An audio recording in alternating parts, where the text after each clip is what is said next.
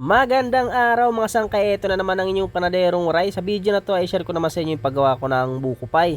Pero bago tayo magsimula ay pakilike at share itong ating video at pakisuportahan naman po ng aking channel. Kung gusto mo matutunan kung paano ko ginawa itong ating buko pie ay panoorin mo lamang yung ating video simula hanggang dulo. Simulan na po natin.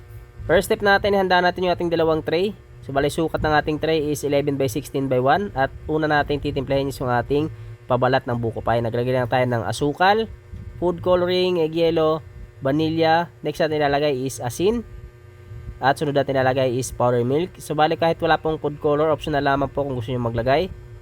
Next natin ilalagay is powder milk, shortening, at maglagay na rin tayo ng tubig. Next step natin is tunawin muna natin yung asukal na ating nilagay bago natin ilagay yung ating susunod na ingredients.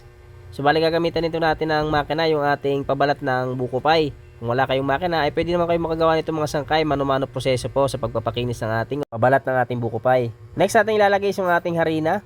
So bali wala tayong yeast na nilagay dahil hindi ko naman papaalisin itong ating pabalat. Kaya hindi na po ako naglagay ng pampalasa. Pero kung sakaling gusto nyo pakapalin ng inyong pabalat ng buko pie ay pwede po kayong maglagay ng yeast para lumaki po or kumapal po ang inyong pabalat ng buko pie. At dito nga pala sa part ng video na to is minamasa na natin or binubuo na natin itong ating masa para mapakinisan natin or para may daan na natin sa ating makina. Inuulit ko kung sakaling kayo gagawa nito na wala kayong makina ay pwede nyo naman po itong pakinisin gamit ang mano-mano proseso. At ito na nga po yung ating makina, yung ating dough roller.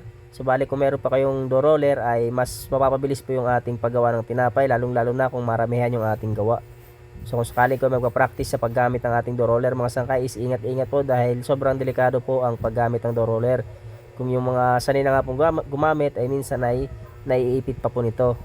Next step po ay panoorin natin na mabuti yung mga step na ating pinapanood mga sangkay para masundan nyo po ng maayos kung sakaling gagayahin nyo itong ating recipe ng buko pie. So ayan, bali kung mapapansin nyo is hatiin natin sa apat itong ating pabalat.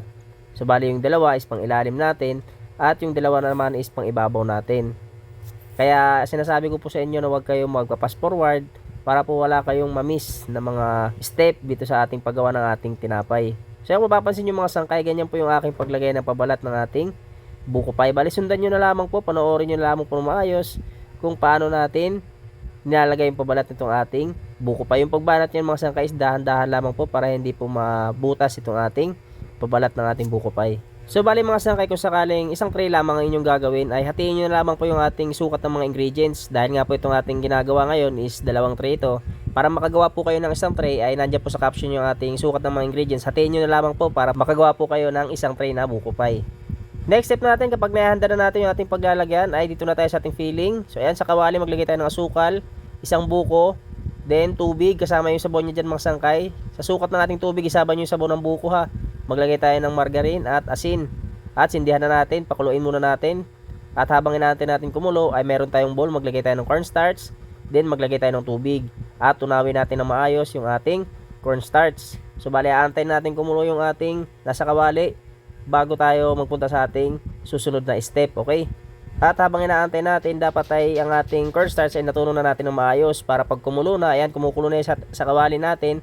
Ayan, kailangan natin ilagay yung nasa bowl natin, kailangan tunaw na yung cornstarch bago natin ilagay dito sa ating kawali. So ayan, ganyan yung ating step mga sangkay, kaya sinasabi ko sa inyo na huwag kayo magpa-fast forward dahil po lahat na nandito sa ating video ay napakahalaga po ng step na inyong mapapanood.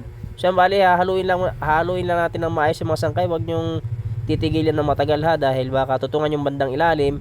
Kapag hinalo nyo yan ng sandok ay masasamahan po yan na parang itim-itim dahil nga po baka masunog yung bandang ilalim kung sakaling titigilan nyo ng matagal. Kaya sipagan nyo lang sa paghalo-halo para hindi po matutungan ang bandang ilalim. At kung nagustuhan mo naman itong ating video ay huwag mong kalimutan mag-like at share natin video mga sangkay ha. At pakisuportahan na rin po ng aking channel.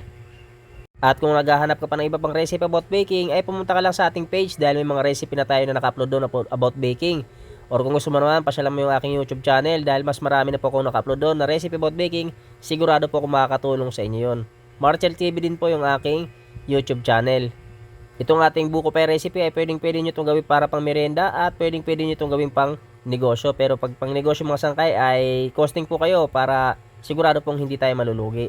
At after 7 minutes mga sangkay na paghalo-halo natin ang ating buko pie ay yan, isasalin na po natin sa ating lalagyan. Inulit ko, dalawang tray yan mga sangkay ha. 11 by 16 by 1 yung ating sukat na lalagyan. Dalawa, bali hatiin nyo lang yung ating filling mga sangkay. Hatiin nyo lang sa dalawa, kayo na bahala magtansya.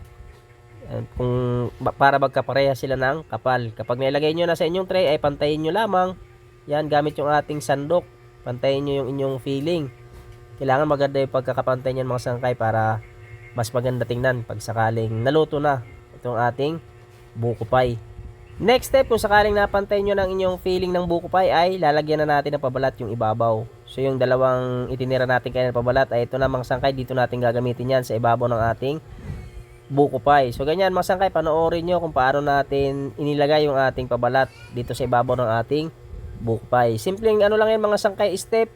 Panoorin nyo lang ng maayos, huwag kayo basta-basta magpa-fast forward, lalong-lalo na kung first time yung gagawa o wala pa kayong experience sa paggawa ng buko pie. Kaya panoorin nyo po ng maayos. Maiksi lang yung ating video. Kaya pagtyagaan nyo na lamang po manood kung sakaling desidido kayong matuto sa paggawa nitong ating recipe ng buko pie. Next step natin, kung sakaling nalagyan na natin ng pabalat sa ibabaw, ay kung mapapansin nyo mga sangkay is tinusok-tusukan lang natin sa ibabaw. Pwede tayong gumamit dyan ng tinidor para itusok-tusok sa ibabaw.